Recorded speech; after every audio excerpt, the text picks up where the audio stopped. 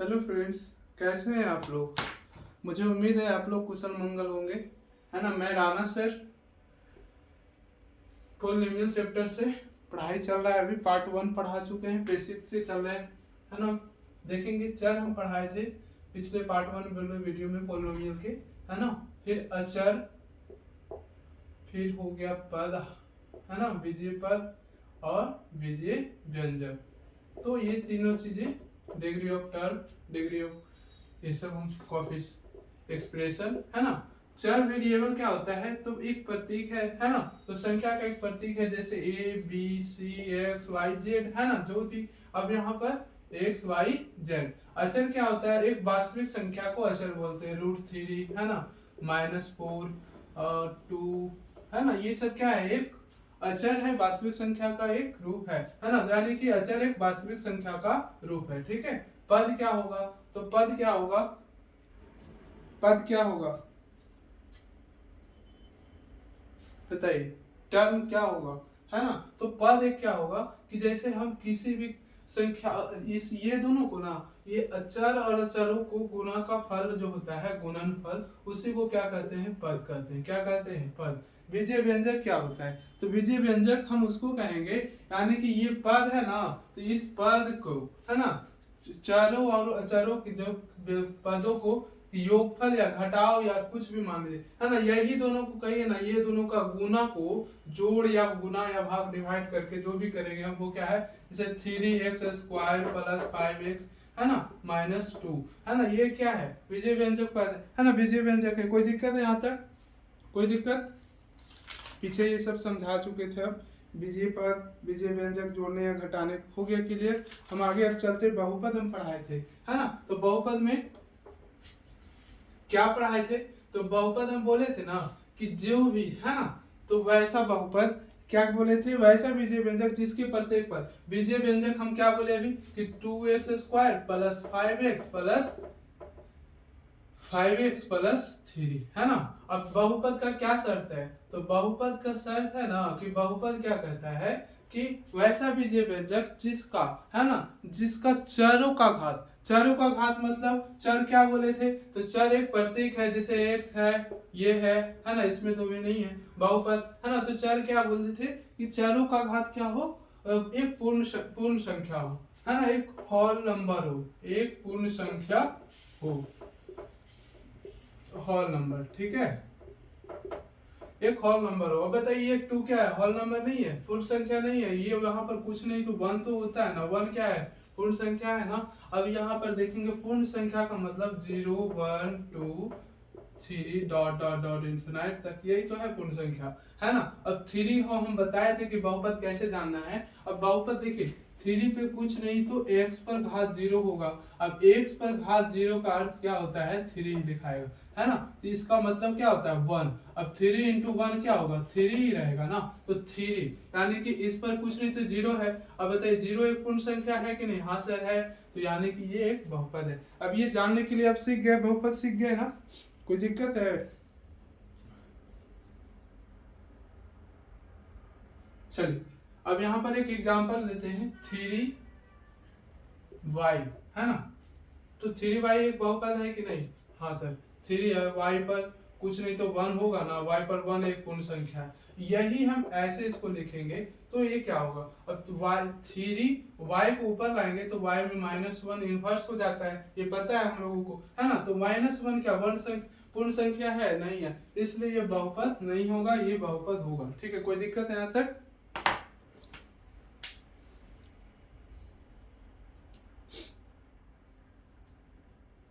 कोई दिक्कत नहीं है, चलिए ठीक। बताइए x³ बहुपद है, हाँ सर, 3 एक पूर्ण संख्या बहुपद है, कोई दिक्कत है यहाँ तक। अब हम चलते हैं आगे, डिग्री ऑफ, है ना। बहुपद से हम कंसेप्ट समझ गए हैं, थोड़ा थोड़ा बेसिक से हम चलेंगे, है ना, एक एक चीज समझते चलेंगे, हम क्या पढ़ाना चाह रहे हैं, क्या आप सीखना चाह रहे हैं, है ना। अब सब कुछ आपको, मेरा काम है, मेरा काम करेंगे, आप अपना काम सीखते जाइए, है ना। जैसे डिग्री कोफिशिएंट पढ़ लेते हैं, गुणांक, है ना, गुणांक। तो गुणांक क्या है, तो गुणांक किसी पद में, है ना, किसी पद में गुना करने वाली अचर को उसको क्या कहेंगे, गुणांक कहेंगे। जैसे हम कहते हैं 3x, है ना, यानी किसी पद में, है ना, गुना करने वाली अचर को क्या कहेंगे, उस पद का गुणांक कहेंगे, है ना। चलिए हम देख देते हैं, किसी पद में गुना करने वाले अचर को उस पद का गुणांक कहते हैं, उस पद का गुणांक कहेंगे, उस पद का गुणांक कहेंगे। सर कैसे बोल रहे हैं, क्या बोल रहे हैं आप? जैसे यहाँ पर 4x है, ठीक है, 4x है, बताइए किसी पद में, यानी कि 4x पद मान लेंगे, यहाँ पर स्क्वायर भी हम लिख देते हैं, ठीक है, 4x स्क्वायर है, किसी पद में गुना करने वाली अचर, यानी कि अचर क्या है, इसमें 4 है, अचर क्या है, x है, ठीक है, पद का गुणांक होगा, यानी कि इस पद का गुणांक क्या होगा, 4 होगा, है ना, इस पद का गुणांक क्या है, 4, ठीक है, कोई दिक्कत है, 4, है ना। अब यहाँ पर हम ऐसे ही लिखते हैं 3x स्क्वायर, 3x स्क्वायर का पद का गुणांक क्या है, 3 होगा, 3 होगा, है ना। अब बताइए यहाँ पर 4 यहाँ पर है, तो इसका x0 का गुणांक हो गया, x0 का गुणांक क्या है, 4 है ना। ऐसे भी बना सकते हैं ना, 4 भी है तब भी एक गुणांक है, ये कोई दिक्कत है यहाँ तक, ये सब क्या बहुत इजी है ना। अब एक और ले लेते हैं यहाँ पर -5y स्क्वायर, इसका गुणांक क्या होगा, -5 होगा, क्या होगा, -5 होगा, है ना। तो ये गुणांक हमको देखना है, यानी कि इस चर का गुणांक जो होता है, अचर होता है, वो अचर को हमको दिखना होता है, ठीक है, कोई दिक्कत है यहाँ तक। चलिए डिग्री ऑफ टर्म पढ़ते हैं, है ना, कोएफिशिएंट समझ गए। अब पद का गुणांक पढ़ लिया, पद का घात पढ़ते हैं, है ना, पद का घात, है ना, तो किसी पद में, तो पद का घात, पद का घात, है ना, डिग्री ऑफ टर्म,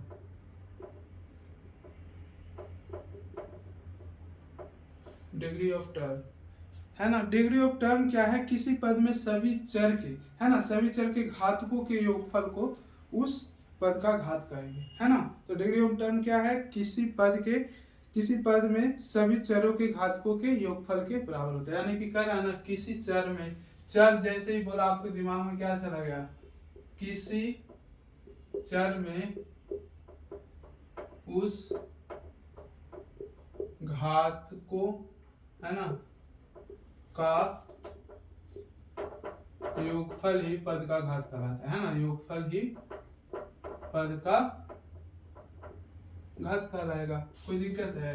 अच्छा, गुणांक समझ में आया, किसी पद में गुना करने वाले अचर, जैसे हम 4x है, 4x का क्या होगा गुणांक, तो 4 होगा, है ना। यहाँ पर 2 है, ये नहीं लिखेंगे, ये स्क्वायर जो है इसमें आएगा। जैसे यहाँ पर 3x है, 3x का बताइए क्या होगा गुणांक, है ना, तो 3x का गुणांक क्या होगा, ये पद का घात क्या होगा। यहाँ पर हम चरों का घात देखेंगे, तो चरों का घात कितना है, 1 है, यानी कि ये 1 होगा, इसका घात कितना होगा, 1। अब यहाँ पर 4 स्क्वायर x पर घातीय है, इसका क्या होगा, तो इसका भी सर हम अचर का थोड़ी ना देखना है, हमको इसका देखना है ना। तो चर का घात कितना है, स्क्वायर है, तो इसका घात क्या होगा, 2 होगा, है ना, बहुत इजी है। अब बताइए 3xy का घात क्या होगा, है ना।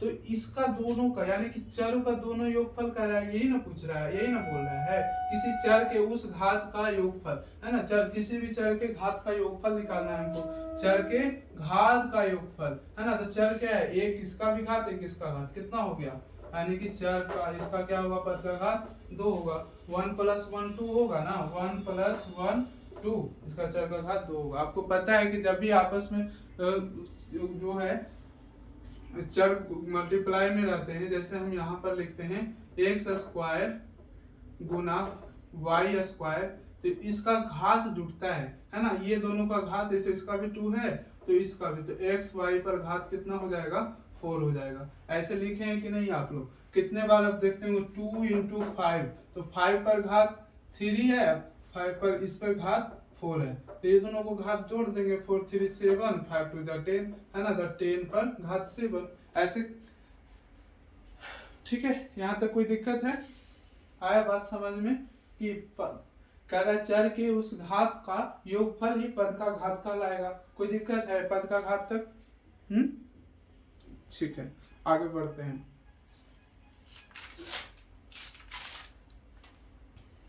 अब बहुपद के घात में चलते हैं, है ना। पद का घात तो हो गया, थोड़ा थोड़ा समझते जाइए, फिर हम पढ़ाएंगे कितने टाइप्स के बहुपद होते हैं, टाइप ऑफ बहुपद। अभी ये सब बहुत इंपॉर्टेंट है, आप लोग ध्यान से समझिए बस, है ना। वीडियो जो चल रहा है उसमें पोज कर कर अपना देखिए उसको क्या कह रहे हैं, है ना। फिर उसके बाद आपको बहुत है। अब बहुपद का घात, है ना, बहुपद की घात, बहुपद की घात में क्या करना है, तो कह रहा है ना किसी बहुपद में सबसे बड़े घात वाले पद को क्या कहेंगे, घातकों का उस बहुपद की घात कहेंगे। ठीक है, यानी कि कह रहा है ना कि किसी बहुपद में, है ना, तो किसी बहुपद में सबसे बड़े घात वाले पद को, है ना, घातांक को, है ना, तो क्या कहेंगे, उस बहुपद की घात कहा जाएगा। यानी कि कह रहा है ना बहुपद में जो है, बहुपद में सबसे बड़ी घात वाले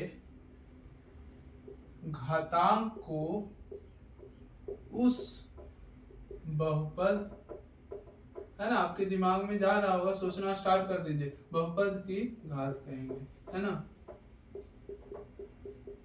ठीक है, बहुपद की घात कहेंगे क्या, जैसे हम यहाँ लिखते हैं 4x पर 5, है ना, plus 3x square plus 3x पर 6 घात माइनस 5। अब बताइए इसका सबसे बड़ा घात क्या है? बोलिए जल्दी।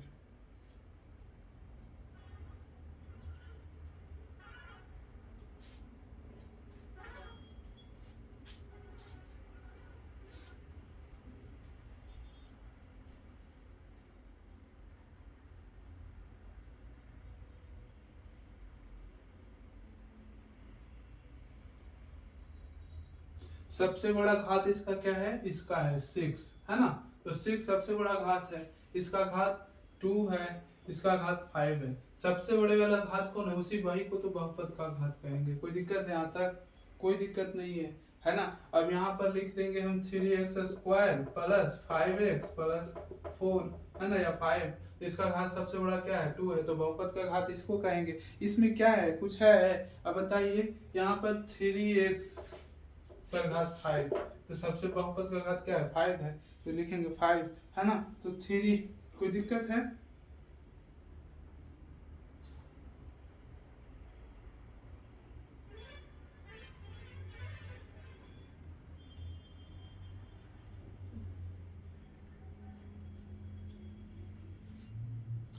चलिए इसको हटाते हैं। देखिए यदि आपसे कोई कहे, है ना, देखिए 2 इसमें डॉट्स है ना, इसमें क्या है कि देखिए यहाँ पर देख लेंगे 3, है ना, तो इसका घात क्या होगा, इसका भी तो है, तो इसका घात क्या है, x पर घात 0 है, इसको हम लिख सकते हैं ना कि 3 का बहुपद का घात क्या है, 0 है। अब यहाँ पर 4 है, इसका घात कितना है, 0 है, तो ये शून्योत्तर घात तो पता है। अब कहेगा कोई इसका तो घात हम निकाल लेंगे सर, जैसे x पर 0 मान लेंगे और यहाँ पर 4 ही आएगा, है ना, जैसे x पर है तो 4 का वैल्यू 1 होता है, तो 4 into 1, है ना, इसका घात 0 है, ये तो हमें पता है सर, ये घात आप लिख लेते हैं। ठीक है, लेकिन क्या 0, है ना, 0 का घात क्या होगा सर, चलिए इसलिए सब पे ये शून्योत्तर चलेगा लेकिन 0 पर अपरिभाषित रहेगा। ठीक है, ये ध्यान रखेंगे, तो शून्य बहुपद का घात परिभाषित है ना, तो क्या है, अपरिभाषित है। ठीक, लिख देते हैं यहाँ पर शून्य बहुपद का घात अपरिभाषित है, अपरिभाषित है। यहाँ तक कोई दिक्कत है? हम ये बोलना चाह रहे हैं ना कि 3 का घात तो पता है कि इस पर 0 मानकर चलेंगे, लेकिन यहीं पर 3 को हटाकर हम 0 का घात पूछेंगे तो ये नहीं होगा, अपरिभाषित घात हो, है ना। तो शून्य बहुपद का घात अपरिभाषित होता है और इसको इसको शून्य बहुपद बोलते हैं, इसको शून्योत्तर बहुपद बोलते हैं। जो x पर जो हम 4 है और यहाँ पर x पर कुछ, यहाँ पर 4 का घात पूछ रहा है कि चरों का घात क्या होगा, तो x पर कुछ नहीं तो 0 होगा, तो यहाँ पर ये शून्योत्तर घात है ना, शून्योत्तर बहुपद है, लेकिन ये शून्य बहुपद है। यहाँ तक कोई दिक्कत है? यहाँ तक के लिए, है ना। थैंक यू, धन्यवाद। और मेरा वीडियो पसंद आए तो लाइक शेयर सब्सक्राइब तो सब करें। मैथ भाई राणा सर।